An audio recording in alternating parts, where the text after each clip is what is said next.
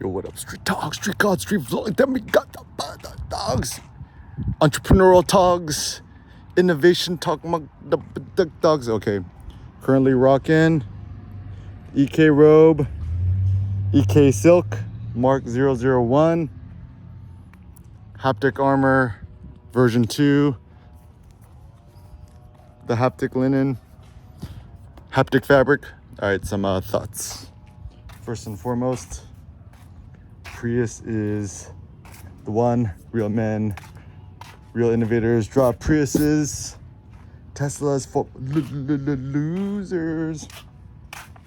Ultimate wabi-sabi car. Take you back to San Diego and back on a single tank. Primer gray is the future in terms of prime vision. Okay, so a thought. Name one genius that ain't crazy. Okay, so I don't know. I feel like with innovation, probably the thing that I'm most grateful for my mamas, for societies, being American, etc. Like, I see myself as a combination of Steve Jobs, Kanye, and Kim. So in Korean, there's a notion of nunchi, which is like nun is eye, chi is kind of like sense. So it's like room feel, right? It's like you make someone feel uncomfortable. Nunchi opso. Opso means you don't have it, right?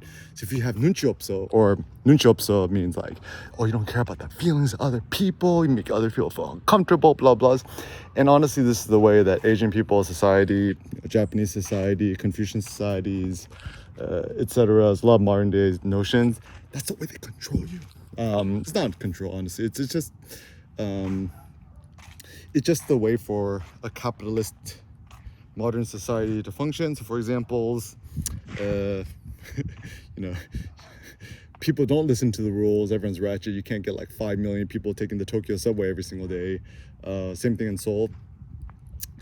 And to be aberrant, to be the black sheep, the black swan, the black eagle, black EK is seen as anti-order and stuff like that. But anyways, so yeah, and I think in today's modern day society, it's funny because a modern day American capitalist consumerist society thrives from the innovators, the crazy peoples, but they're almost used as kind of like the messiah figures or the sacrificial lamb, the scapegoats to advance, right? So for example, I'm like, anyone who criticizes, Elon Musk, whatevs, like, it's like, you just salty because you ain't him. It's like, even Nietzsche has a quote is like, I hate him because I'm no match for him, ...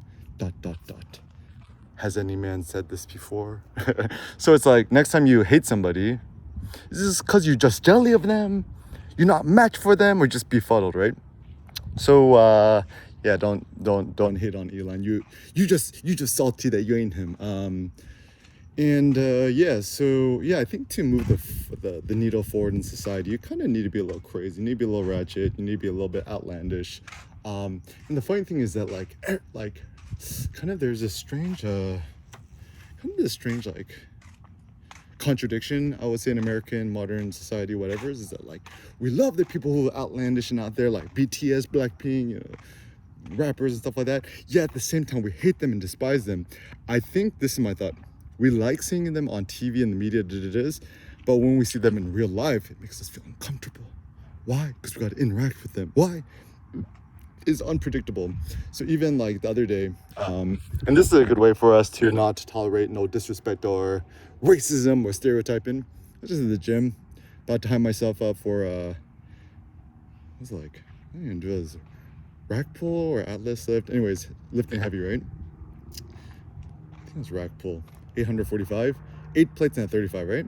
And I'm just walking, then I'm stretching, I'm like super in the zone, and I'm just like trying to stretch out my legs so make sure I don't injure myself, whatever. And then guy goes like, woo, Jackie Chan, or no, he goes like, it's like, woo, you like kung fu, or you almost got me, or kind of poking fun at me because I'm Asian, right? Asian dude who's like practicing his kicks and stuff, right? And I'm like, I ain't finna tolerate that. And then so I approached him, and I was like, thought about that, like approached him, I pretended like I kicked him. Actually, this is actually a pro tip, is that when people try to like pick fun at you or be mean to you or whatevs, like people who you might think are antagonists or enemies, turn them into your friends. That's actually one of the best things I learned from Benjamin Franklin, because you turn an enemy into a friend, they're your friend for life. Whereas people who's quote friends or nice guys, they turn their back and then it goes the other way. But anyway, so I approach it and I'm like, yo, what's up, bro? I'm like, the question is make people feel uncomfortable. It's like, what's your favorite Bruce Lee movie, right? Because talking to, they ask people their first and last name and then memorize it. So whether their name be like Alfredo or Taylor or Ken or whatever's, ask them the first and last name, right? So then I say like the initials, right? Alfredo Gutierrez, AG, what's up, bro? And then so whenever moving forward, and actually the funny thing too is that like a lot of times when people hate on you, it's actually admiration in disguise. We tend to hate people that we actually kind of like, which is kind of this funny thing. I think it's this quote from Nassim Taleb. It's like, hate is just love in disguise. Or my thought is that like, hate is just confused love, right? Anyways, so, and also entrepreneurial philosophy to life is get people to, it's better to be extremely hated or extremely loved, super barbell theory, instead of having a bunch of people mildly like you. But yeah, anyways, permit yourself to do crazy things, be outlandish. It don't matter your age, race, ethnicity, sex, gender, blah, blah, blah, blahs, sexual preferences. Just allow yourself to be you and know that extreme innovation is your life goal.